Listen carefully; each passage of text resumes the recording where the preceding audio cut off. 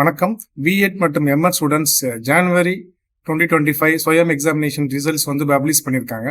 அந்த ரிசல்ட்ஸ் எல்லாருமே பார்த்துருப்பீங்க. இதை வந்து டோட்டலாக 589 கோர்சஸ்க்கு வந்து எக்ஸாமினேஷன் கண்டக்ட் பண்ணாங்க. அதில் வந்து 524 கோர்சஸ்க்கு ரிசல்ட்ஸ் பப்ளிஷ் பண்ணியிருக்காங்க. exams.nta.ac.in ஸ்வயம் அப்படிங்கிற வெப்சைட்டில் நீங்கள் பார்த்துருப்பீங்க. இது வந்து பாஸ் மார்க் என்ன அப்படின்னு பார்த்தீங்கன்னா 40%, 40 மார்க்ஸ். ஸோ இது வந்து டோட்டலாக வந்து பார்த்தீங்கன்னா 50 கொஸ்டின்ஸ் 100 மார்க்ஸ்க்கு ஆன்லைன் எக்ஸாமினேஷன் நீங்கள் அட்டன் பண்ணீங்க.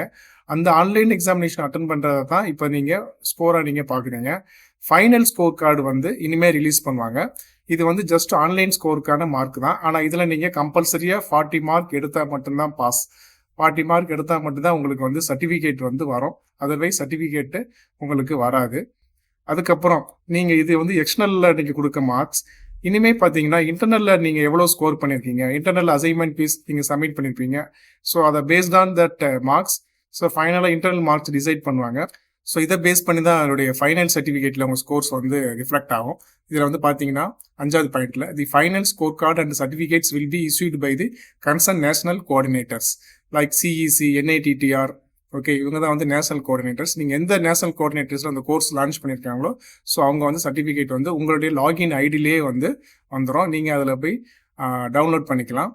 ஸோ 40 மார்க் எடுத்தவங்க அடுத்த கோர்ஸ் எதுவும் பண்ண தேவையில்லை. உங்களுக்கு இன்டர்னல் மார்க் வந்ததுக்கப்புறம் கம்ப்ளீட்டாக சர்டிஃபிகேட்டில் ரிஃப்ளெக்ட் ஆகிடும். அந்த சர்டிஃபிகேட் வர்றதுக்கு 10 to 15 days ஆகும். அது உங்களுடைய லாகின் ஐடியிலேயே வந்துடும்.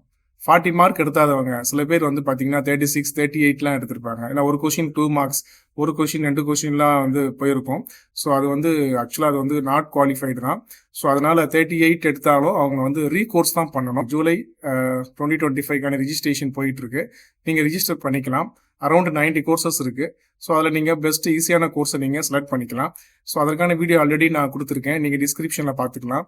ஸோ பாஸ் ஆனவங்க உங்கள் சர்டிஃபிகேட்ஸை எப்படி டவுன்லோட் பண்ணணும் ஆஃப்டர் 10 to 15 days அதுக்கான வீடியோவும் கொடுத்துருக்கேன். டிஸ்கிரிப்ஷனில் நீங்கள் பார்த்துக்கலாம். ஸோ பாஸ் பண்ணவங்க உங்கள் சர்டிஃபிகேட் எடுக்கிறதுக்கு நீங்கள் ரெடியாக இருந்துக்கோங்க.